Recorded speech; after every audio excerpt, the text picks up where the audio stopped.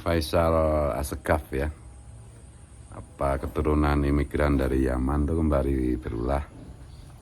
Di tweetnya kemarin hari malam minggu ya, tadi malam berarti yang bisa dikategorikan menghina ketua PBNU Kiai Haji Yahya Khalil Stakuf gitu, dan juga Menteri Agama Gus Yakut gitu ya. Nanti tautannya itu saya berikan dari ini dari KBN Nusantara di deskripsi. Nah, ini bagi saya ini kan untuk kesekian kalinya ya, dan mungkin perlu kita memahami dalam konteks sejarah gitu ya. Kenapa akhir-akhir ini arogansi imigran Yaman tuh makin menjadi-jadi, makin tidak bermutu gitu. Ini kan sejarahnya itu begini.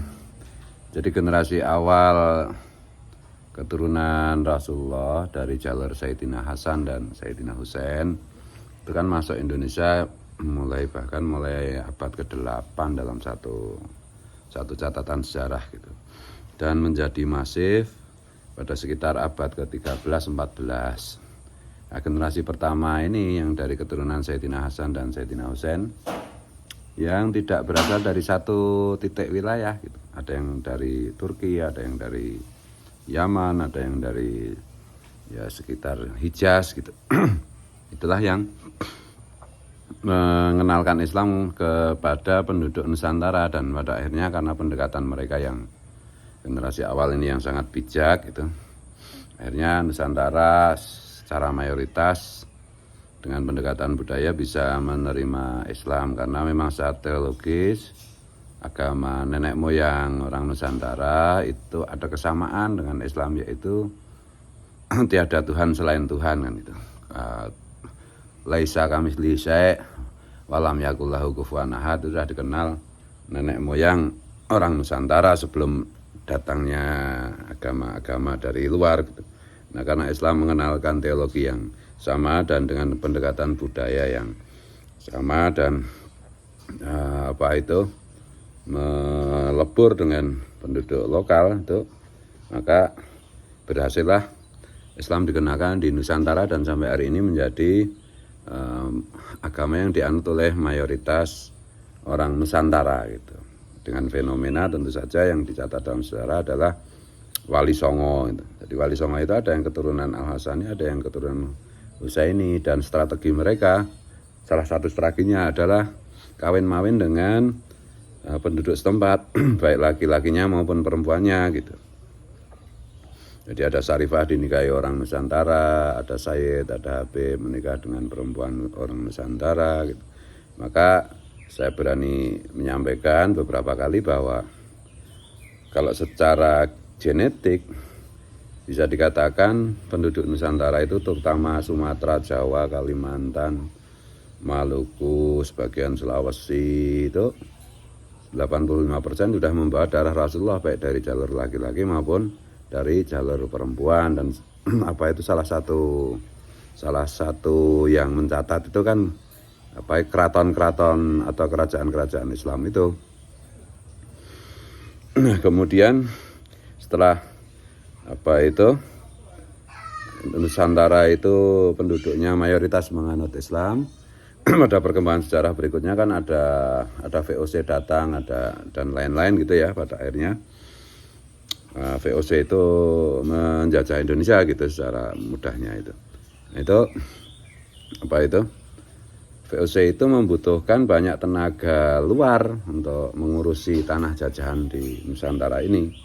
Nah, salah satu strateginya adalah mengusung orang-orang dari luar Nusantara untuk dijadikan imigran ke Nusantara untuk dijadikan pekerja gitu.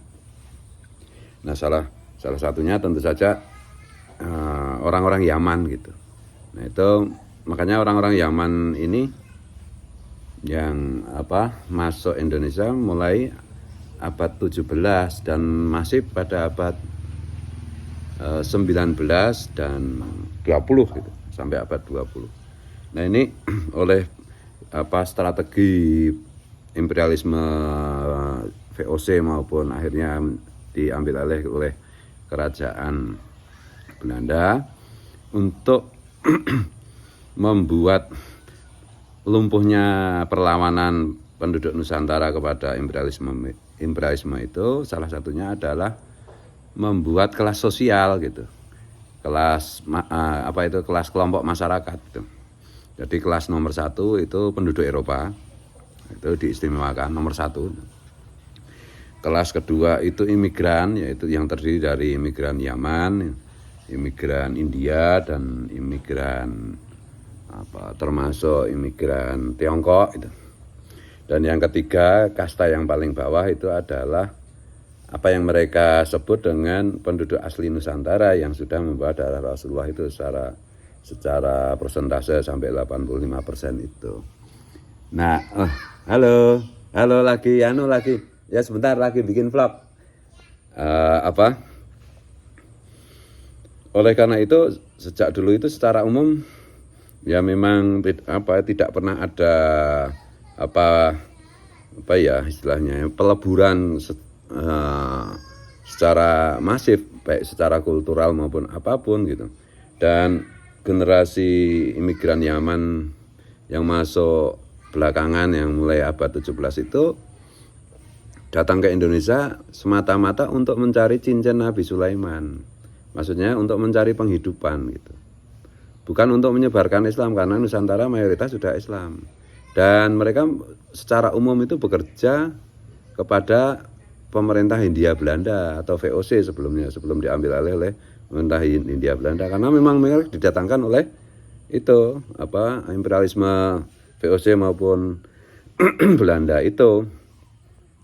Ada memang beberapa kasus yang mereka datang ke sini mencari penghidupan secukupnya dan kemudian mengembangkan spiritualitas gitu. Maka muncullah seperti Habib Hussein Al-Idrus di luar Batang gitu. Ada juga Habib Anis Solo yang ayahnya itu kan Habib Anis Solo itu kan yang datang pertama kali kan Habib Alwi, ayahnya Habib Anis bin Habib Ali, penulis Maulid Simtuduror gitu. Nah ini kan sudah mulai abad berarti ke akhir abad 19 awal abad 20 ya.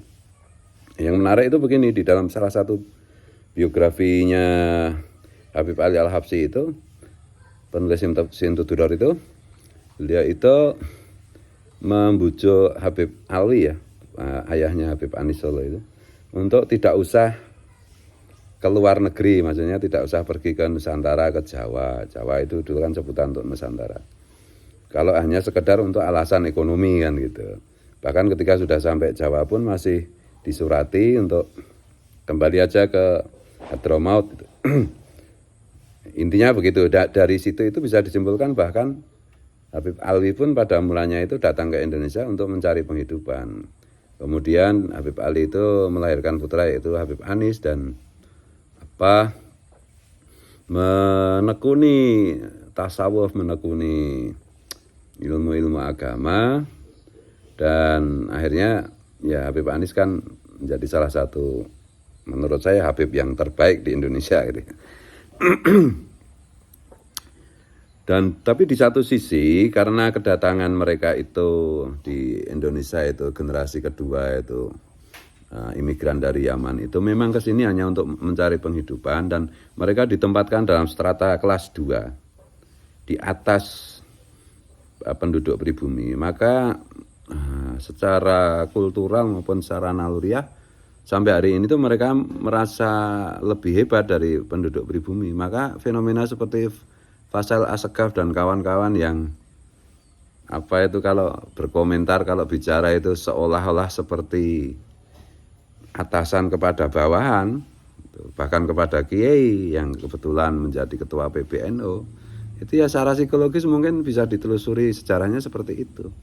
Kalau untuk sejarah kedatangan imigran Yaman itu dan juga imigran Islam yang sebelumnya yang mulai dari abad ke-8 itu, nanti saya kasih tautan, ada pembahasan yang menarik, ada podcast menarik yang didasarkan pada bukti-bukti catatan sejarah gitu. Jadi ini bukan hoax kan gitu.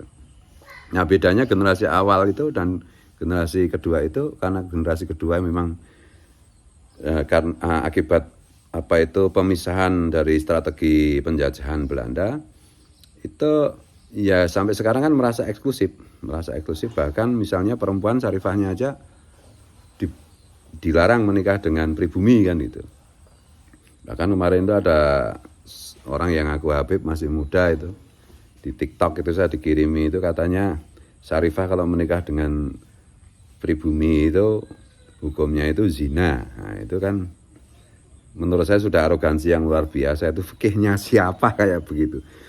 Dan mungkin juga sebagian dari penduduk Nusantara itu ada mentalitas inlander gitu ya, mentalitas tertindas, mentalitas terjajah, sehingga juga berlebih-lebihan di dalam menyikapi para imigran itu, ya imigran Arab itu.